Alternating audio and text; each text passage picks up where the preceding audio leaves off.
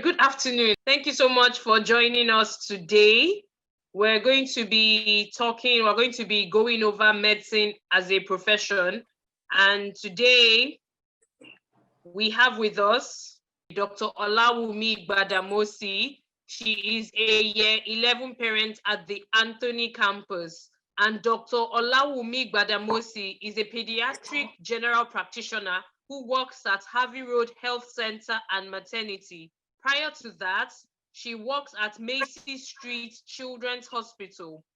She graduated from the College of Medicine, University of Lagos, and has a diploma in management of the premature baby. Dr. Gbadamosi also has a diploma in essential newborn care.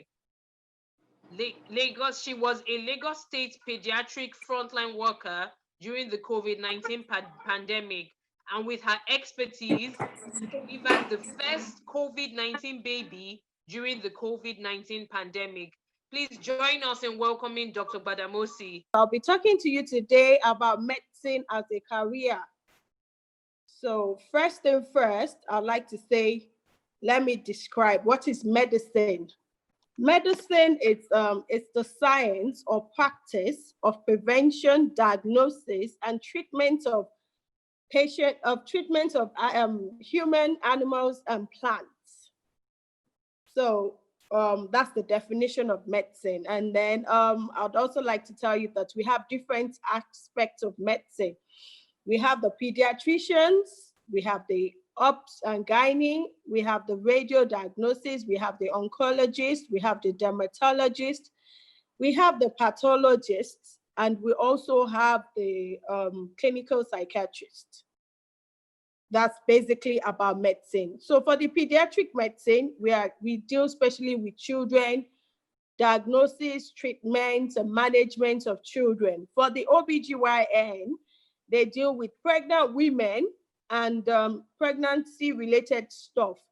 For the dermatologist, they deal with the skin and management of skin, diagnosis and treatment of skin. For the endocrinologist, that's where we have the people that deal with the diabetic patients. We have people that deal with people that have hormonal imbalance and everything. For the cardiologist, they deal with the people with heart-related issues.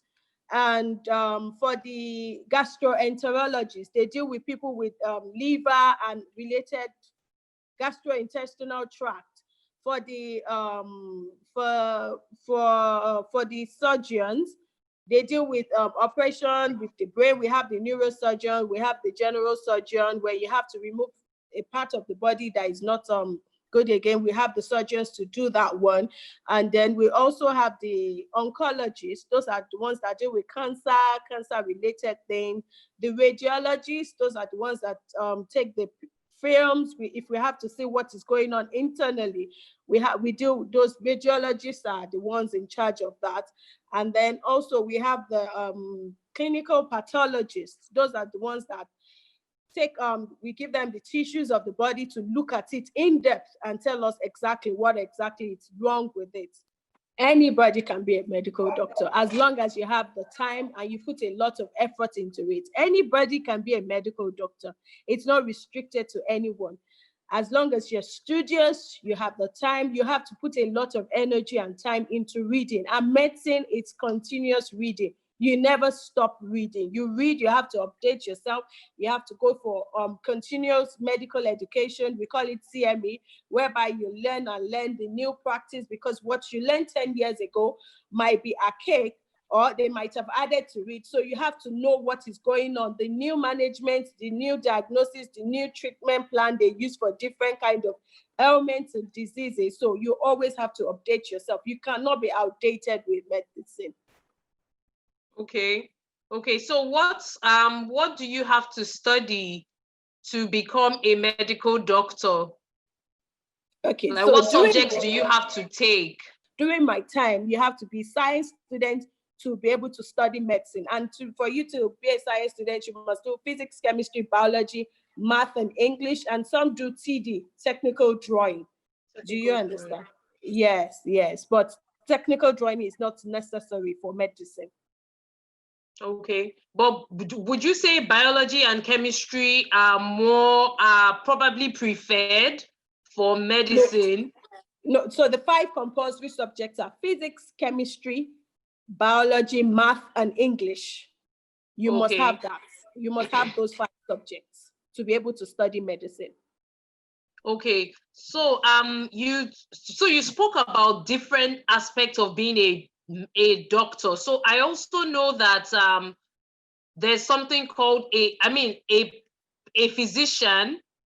I don't know if a physician is the same as a general practitioner, but do you need the same number of years to be a physician as opposed to being an endocrinologist or a gastroenterologist, or do they have different years?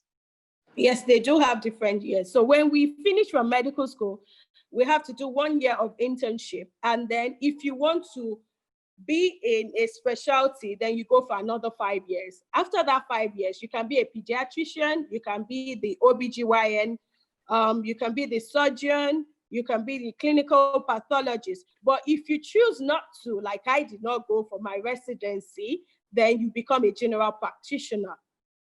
Do you understand? You just remain on the field, but you can choose your field of specialty in general practice.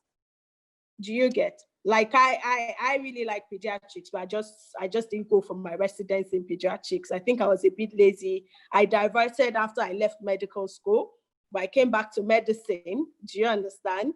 So, but my interest has always been in pediatrics. So I worked in a pediatric center for about 8 years, and then I moved away, and then I'm now in Abbey Road. I'm still doing pediatrics. So my love lies in pediatrics. Do you understand? So for a general practitioner, that means they didn't specialize, they didn't do their residency.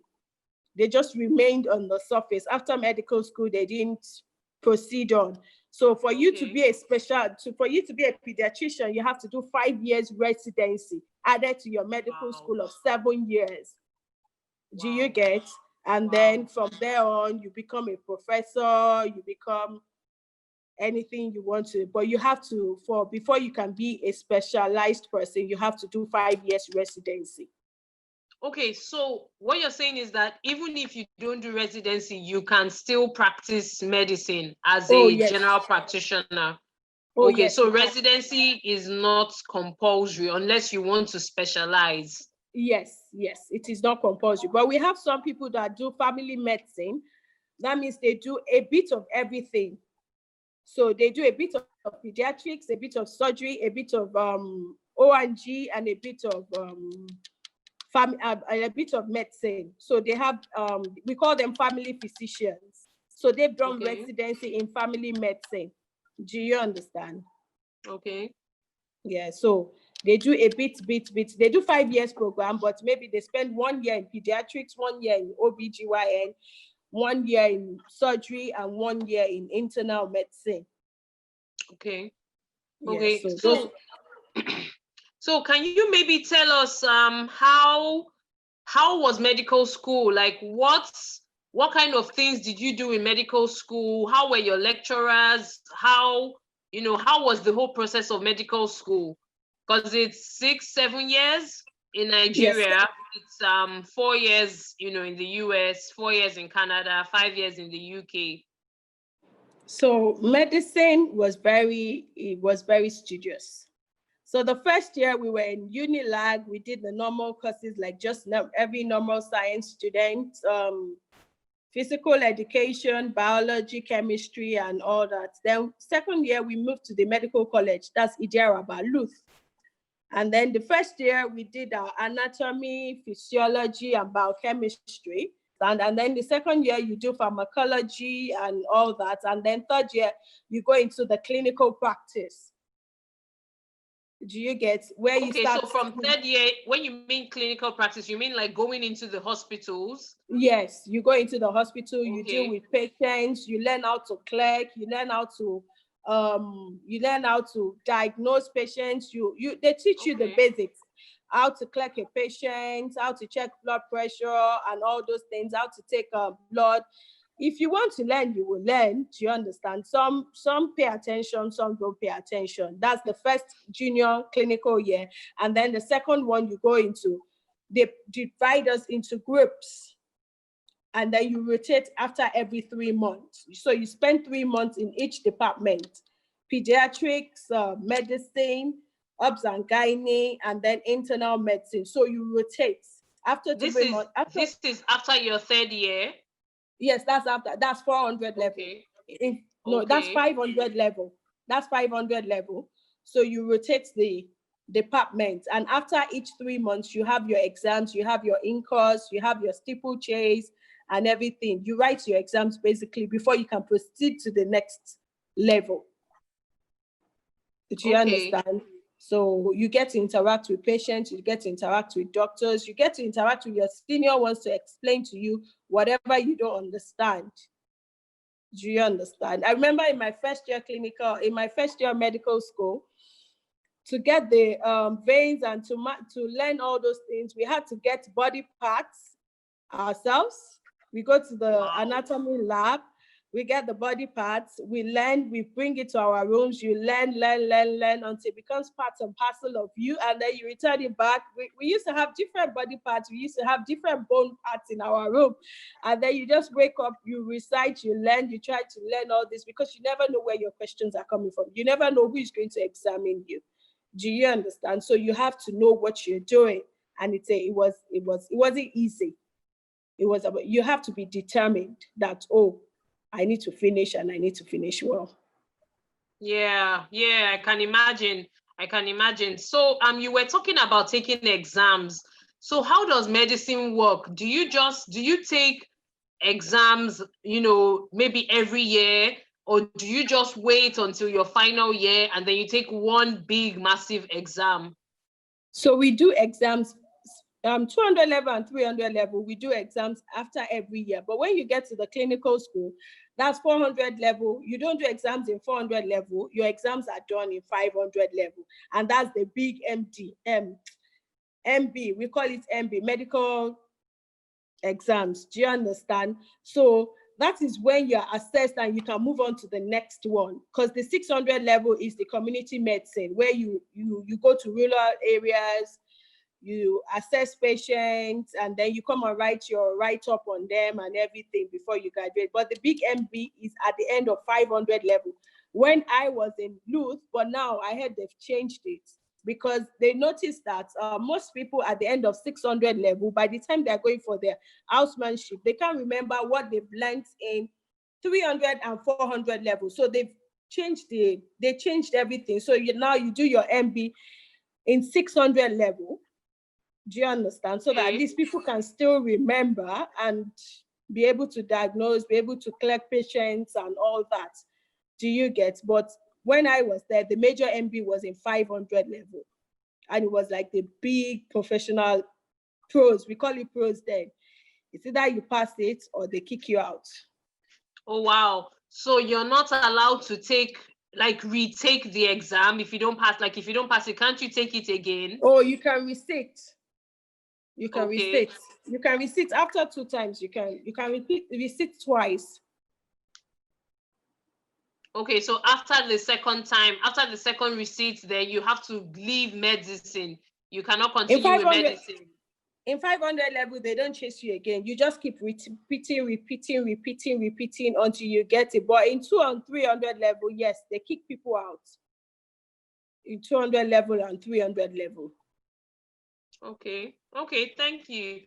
So we're wondering what kind of jobs can you do with a degree in medicine? Like, where can you work? Are people just restricted to working in a hospital, or are there different places they can work? Or you can work in different places. Some people do masters in public health, and then they find themselves in WHO. They find themselves with UNICEF. Do you understand? Some people do masters in health financing, environmental health. Do you understand? So the people that work in the hospital are the people that do with clinical medicine. Do you get? So some people don't want to do clinical medicine, so they go and do their masters, and then you find them, they can be hospital administrator, Do you get me? So you can Yes, be yes. hospital administrator. You can work. Some people even work on the rig. They work with oil companies. Do you understand? So it depends on Oh, what you how does actually that want. work? So How they are does the it work doctors. working on an oil rig? So they are the doctors in case they have emergencies. They are the ones to attend Okay. to the staff. Okay. Do you understand? Okay. So they do 2 weeks on, 2 weeks off. Working Yeah. on the roof. Yes. Okay, So that's with medicine, interesting. yeah. So with medicine, you're not restricted to the hospital. Some people don't want to deal with blood, so they Yes. move away and then they do their masters. And once you do your masters, it depends on the field you want to do it. We have different aspects of it. So you move on to wherever you want to be. Okay. Yes, you mentioned something about blood, and I was curious about that. Can you go through medical school without encountering blood? No, it's not possible.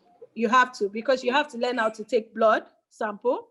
You have to learn how to cut cadavers, even though sometimes some of them are not fresh. Some might be fresh, some might not be fresh. Do you understand? You have to. When I was in pediatrics posting, I had to learn how to do exchange blood transfusion for a baby. Oh, Do you wow. understand? And that is a whole lot of blood. In OBGYN, in surgery, you have to do, when you assist the surgeons in the theater, you have to come across the blood, because by the time they cut the patient, the first thing that comes out is the blood before you clip the arteries. Wow. So you can't do. Medicine sounds very bloody. Yeah, it is bloody until So you choose the part you want to do. So you have to be comfortable with blood. I hope the students are hearing this. So you have to be comfortable with seeing blood and touching blood if you want to be a good medical doctor.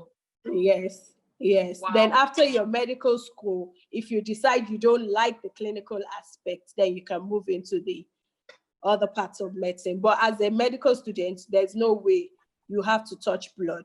Yeah, and it will splash on you if you are not well protected. Some even prick themselves during medical school. Some students prick themselves. So you just have to be careful, very careful. So I wanted to know about surgery. You obviously you assist in, that's the medical school, before you do residency? You can assist in surgery. So would they allow you to, open up bodies and operate while you're still in medical school? No. You can't open up. You're not allowed to open up. You can just assist. And if before you are even allowed to assist, that means they must have seen that you are keen on learning.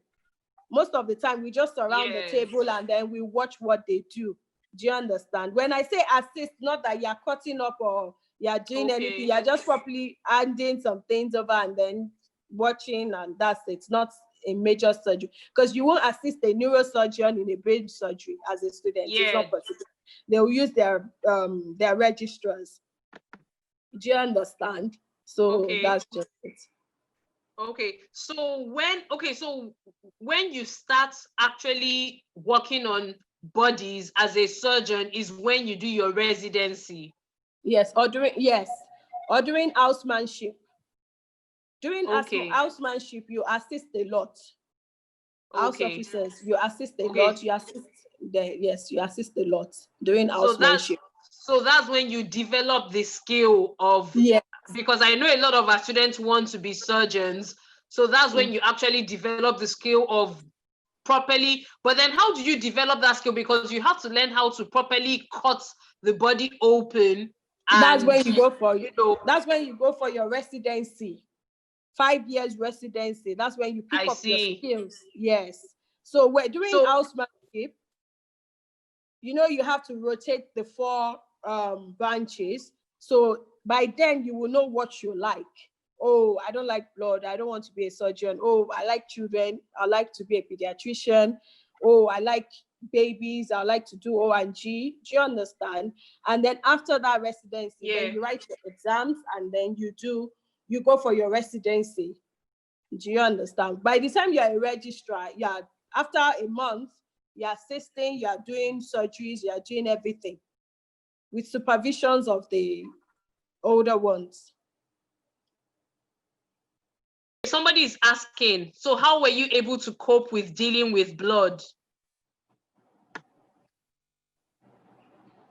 You get used to blood as a medical student. As a doctor, as a medical student, you get used to blood. Do you understand? There's no, some people, everybody got used to it. Maybe the first 2 weeks of staying it, you'll be scared and everything, but you get used to it. One way or the other, you just find yourself used to it. Okay, and somebody is asking, somebody's asking, because let's go back, because we're talking about different aspects of medicine, and someone is asking, what do anesthesiologists do? So the anesthesiologists are the people that, before we do the operation, they are the ones who, like to put the person to sleep. Do you understand? They assess the person, make sure the person is fit for operation. Do you get me? They cross-check the vitals, the lab results, and make sure, okay, this person is fit. And then during the operation, they monitor the heart rates, they monitor the vitals of the patient and everything. So that's the major job of the anesthetics. Okay, so I hope that answers the question for the lady who was asking.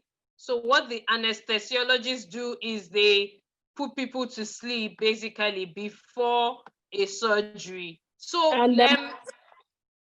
yes, and they monitor the vitals when the operation is going on, because the surgeons are busy doing what they are doing. So somebody has to keep an eye, because we have some people, when you're operating, their heart rate goes down, their BP goes down. So it's the work of the anesthetics to monitor the vitals. Do you understand? So they basically monitor the vitals and everything. So let me ask, based on that, let me ask, so what happens if, because I know I've seen cases where, the anesthesia was maybe too little or too much. What happens then? Okay, so before you proceed on any operation, so we have the general anesthesia and we have the main one. So before you proceed, for the ones that are same, at least for the O&G, because I always have to be with the O&G when they are delivering. Before we proceed, we ask the woman, can you feel anything? If they can feel, then we know that the anesthesia is not enough. Then they give another shot of it. Do you understand? And if it's never too much, but it's always maybe too little, because you just don't want to knock the patient off. Do you understand? So we ask, okay, we make sure, we prick them with pain and ask, do you feel pain and everything? So once we are good to go, then the operation commences. Okay. So I wanted to ask something about the but anesthesiologists also have to go to medical school, right? Oh yes. So it's part of the residency and specialty that I was talking about. We all go to medical school. So that's just like the foundation. We all go to medical school. We have to go to medical school. Do you understand? Yes. But we now branch out into different aspects that we like. So do anesthesiologists, do they also have to do a 5-year residency? Yes, everybody does 5-year residency. Wow. So we're talking about this residency we're talking about in Nigeria, right? Yes. So what if I wanted to practice medicine in America? Because I know America, you have to do 4 years undergrad, then 4 years medical school. And then you now do your 5 years residency in America. Wow. Yes, you always have to do residency. Residency is what gives you the license to practice, to specialize in that particular area. Okay, yes. So residency is done all over the world. You have to do your residency, yes. You have to do it. Okay. Yes. So, sorry, the same lady is asking, she's saying, do anesthesiologists do undergraduate programs? I'm not sure what that means. Undergraduate programs, yes, they do it in medicine. So that's the first degree is undergraduate. the first 6 years is undergraduate, and then the residency is postgraduate. Okay. Yes. Okay, that's if you study in Nigeria. Yes, if you study in Nigeria. Or the UK. Yeah. Yes, residency too is postgraduate in UK and America and Canada. Yeah. So that's like your master's in the field you want to go into. Okay. Sorry. It's okay. Okay, I wanted to also know, can you combine medicine with another profession? Yes, yes, you can. I combine my medicine with fashion because I have like a fashion sewing outfit, and I combine my medicine with it. So if you think you can do it, depends on individuals. If you can do it, yes, why not? If not, but I don't think you can combine it with like law or accountancy, or do you understand? Maybe your little passion, talent, and everything. Yes, you can combine medicine with that. Okay. I know some doctors that are makeup artists, some doctors that, do you understand? I know some doctors that are makeup artists. I know I learned how to sew, and I sew for people, even though I do my normal 8 to 5. Do you understand? Okay. So it depends on individual, what you like and what you want to go for. Okay, so basically you're saying you can't combine it with another course that you need to study in depth, because you'll be doing a lot of studying already with medicine. Yes, yes. Okay. Yes. You can't combine so someone is asking, can you be a doctor and also own a pharmacy? Well, people do it, but it's not allowed. It depends on what you want to do, actually. Will the person have time to run that pharmacy? That's if they're, So I know that some people, they went to they studied pharmacy, they went to school of pharmacy, and they were not content. So they decided to study medicine. Do you understand? Okay. They have double degree. Do you understand? Yes. I can remember a friend's parent, one of my house officers. Do you understand? She was a pharmacist, and then after, when we were in school, the mother came to medical school, and now she's a doctor. So she has a big pharmacy around Iyanopaja, Akowojo, and she still has her own clinic beside it. Okay. Wow. That's okay. So it is possible. It is possible to combine it with pharmacy, but you have to be sure that you're doing a good job in both areas. As long as you have a pharmacist running it. Do you understand? Yes. So that's it. Okay. Somebody is asking, do doctors get paid during the 5 years residency? Oh, yes. You even get paid as once you start your housemanship. Okay. So, but I mean, the pay, is the pay like sufficient to take care of yourself, or is it just like a small allowance? Well, during my house job, it was sufficient for me, because when you're doing house job, most people don't have a family yet. They're just starting, just left school, and then you're coming up. So it's a lot of money. You're still living under your parents and everything. Do you understand? And then by the time you're doing residency, that's your residency, that's postgraduate. Most people have families and everything. It's sufficient for them. And then some people, by the time they start their residency, they probably have a clinic they're running somewhere, or they're probably consulting in another place. Do you understand? As a locum doctor. So you always have to find a way to, no money is, you can never have enough. That's it. Yeah, so you always have to, so you always have to find an alternative to it. Yeah. So somebody is asking, can you combine medicine with sports? I'm not sure if they mean like playing sports, like being a professional footballer or something. We have some people that do sports medicine. Like a colleague of mine is into sports. I think it was even the commissioner of sports or something. Do you understand? So their specialty is to know how to manage the injuries that footballers and sports people have. Do you understand? So. Okay. Okay, so somebody is asking, so let me just actually quickly break this down. They're asking the different years of medical school around the world. So the UK is 5 years. 5 years after your A levels, you have to study medicine for 5 years. That's just medical school. This is not residency. In the USA and Canada, you have to do an undergraduate course for 4 years. Then you go to medical school for 4 more years. So in the USA and Canada, medical school is 8 years. For those of you that want to know, this is before your housemanship and your residency. This is just going to school. Okay, so 8 years in the US and Canada, 5 years in the UK. For those that wanted to know. So somebody is also asking, how did you know you wanted to become a doctor? So that's a big question. My mom forced me to study medicine. I knew from when I was 3, 4 or 5 years old, I knew I was going to be a doctor because my mom, she retired as a nurse.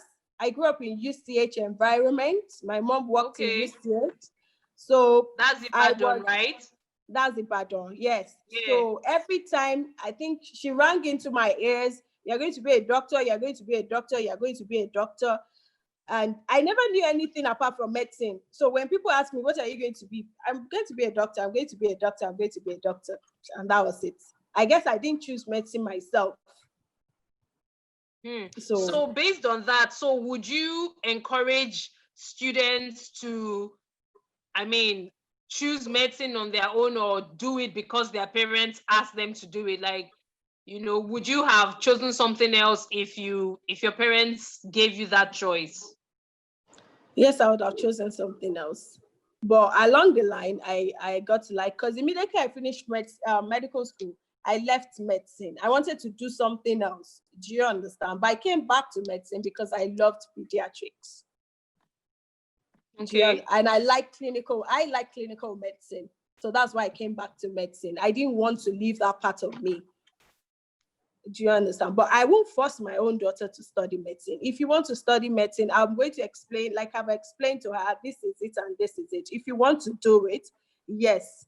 And if you don't, my daughter doesn't like blood, so she doesn't want to do clinical medicine. So she said, even if she's ever going to study medicine, it's not clinical medicine she's going to study. Okay. Do you understand? So I won't advise any parents to force anybody to study medicine. Let them choose themselves what they want to do. It is more of let them study what they like to do so that they have passion and they can put all their energy into it. Yeah. Yeah. So speaking about the future, I wanted to ask this earlier, like what is the role of technology in medicine? Is it going to maybe take over the presence of doctors in medicine?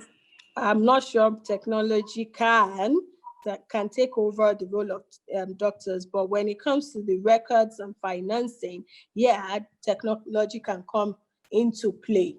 Do you understand? I don't see robotics taking over surgeries. Do you understand what I'm saying? So that's it. It's going to definitely reform the whole situation, but they won't perform surgeries, they won't perform cesarean sections. Do you understand? So yes. Okay, so something that I was curious about, because I know like in education, teachers have a retirement age. I think the government said they were changing it to 65. I read something last week. So is medicine like that? Do you have a retirement age or can you continue until your bones are withered and you can't, work anymore? Yes, officially it's 60, but we still have the older ones coming back as contract people. Do you understand? Like Professor Kikugbe that just retired, that just died. He retired at the age of 85. He died at the age of 85. I think he dropped his stethoscope 2 years before he died. Wow. Do you understand? And he was still practicing. So it depends on individual. Do you understand? Some people want to retire by 70 and some people still stretch it. So it depends on you personally. But for official, as in if you work for the government, you have to retire by 60. But you can have your own. So you can have your own practice whereby patients that know you will still come and visit you, will still be coming to you. Do you understand? And then some hospitals call you back if you are that good. Okay. As a contract staff to work for them. We have nurses still working as, yes, we have nurses that work as contracts. We have nurses that are now working in the PHCs because they were that good and they still need their expertise. Yes. And we have some doctors too like that. So okay, that's good to know. I see medicine as very demanding. So how easy is it to have a family and be in medical school or be a doctor? Are you able to combine both and manage both properly? It's not easy, but like I said, everything depends on your strength. Some people can pull it off. Do you understand? And some people cannot without strength. Do you get? We had people in my school that were married. That, in fact, I had a friend that had a child every year of medical class. She had one in 200, 300, 400, 500 level. She was busy. Yes, she was very busy. She had 5 kids while we were in medical school. And then she came out and she was one of the top 5 in medical school. Do you understand? The last time I saw her and I saw her kids, I was like, oh, wow, it paid off at the end of the day. Do you understand? And they are, and the first two are in medical school now. Wow. So it depends on your strength. If you can pull it off, fine. If you can't pull it off, I won't advise to do it because they will kick you out. Yeah, they'll kick you out of school, you mean? Yeah, yes, they will kick you out. If you don't pass, they will kick you out. Do you get? But after, like I said, after 400, 500 level, they won't kick you out because you know so much about medicine and they won't want you to be a quack out there. Yes. So you have to keep doing it. Yes, so you have to keep doing the exams, doing it on and off and on and off until you get it, until you pass and then you are qualified. Okay. Yes. So somebody's asking, can you study medicine in Nigeria and still get a good job abroad? Yes, but before you join their system, you have to do their exams. Like in America, you have to do USMLE. In London, you have to do the PLAB exam. You can't just leave Nigeria and go into their system. You have to do their exams and then they're sure that you're capable of taking care of their patients. Yes. So in America, USMLE is not easy, but people pass it. That doesn't mean nobody pass it. I have a lot of colleagues that are in America. I have a lot of people in London, and I have some people in Canada too. You find people all over the world. So you have to take the exams of that country before you can practice there. Interested in lecturing in medicine because you need lecturers too. So what is the process? Do you still have to go to medical school and do residency? What is the process of being a lecturer, a professor in medicine? Oh yes, you still have to go to medical school. It's now the undergraduate, it's now the postgraduate part. Like I have my friends that tutor, and they're back in our College of Medicine. Do you understand? So once you've done your residency and then you either work for the college or you work for the administrative or the clinical part of it. So we have people working there, tutoring students, they're the lecturers now and everything. So you still have to do your undergraduate in medicine. Yes. Medicine. Yeah, I guess that makes you still sense. Do your undergraduate in medicine. Okay, somebody wants to know, their daughter wants to study genetic engineering, but he thinks medicine will be a good foundation to flow into genetic engineering. So what do you think? So with genetic engineering, I think you would have a knowledge in medicine, because before you can do the genetics, you have to have the basic knowledge of anatomy. Do you understand? So then they can now branch off. It's just like biomedical engineering. You have to have a foundation in medicine. Do you get me? Before you now branch off into biomedical engineering, and that still works for genetic engineering. Thank you so much, Dr. Gbadamosi. Dr. Wilson, do You're you have welcome. a few words for us? Absolutely. Thank you, Dr. Gbadamosi. This was an outstanding session, an outstanding webinar on medicine. On behalf of Greensprings School, on behalf of the Career College and University Readiness Center, you rocked this thing. It was outstanding. The information that you gave, the questions, Mrs. Saluzzo, the questions were outstanding. The questions from you, the questions from the students. Dr. Gbadamosi, you rocked every question. You know, you gave some really great inspirational answers. I just want to say everyone that you know, doctors are respected around the world. In my opinion, it's probably the most respected profession. And so I know that we have many students who are on board with us for this webinar who want to become doctors. So to you, students, I'm saying to you, start to see and start to say your name with doctor up front of it. So let's see, if you're a doctor, who's on the call with us? Dr. Bolu, you know, Bolu, I'm Dr. Bolu. You know, I'm Dr. Vanessa, I'm Dr. Wilson. Say your name with doctor up front of it, claim it. You know, it's a long journey to become a doctor, but you can do it.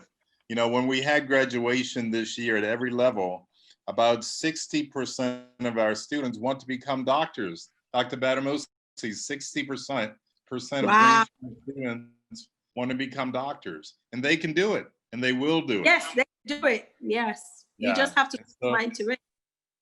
Outstanding. So I want to thank you again. I want to thank Greensprings School, because we simply rock. You know, Greensprings School is happening. The Career College and University Readiness Center is outstanding. And so for those of you who are listening who may not be associated with Greensprings School, you need to be here. You need to be here because these things matter. And so thanks again, Dr. Gbadamosi. Thank you, Mrs. All right, thank Amadi, you. It was a great Saluzzo, Mrs. Sukami, everybody. Well done.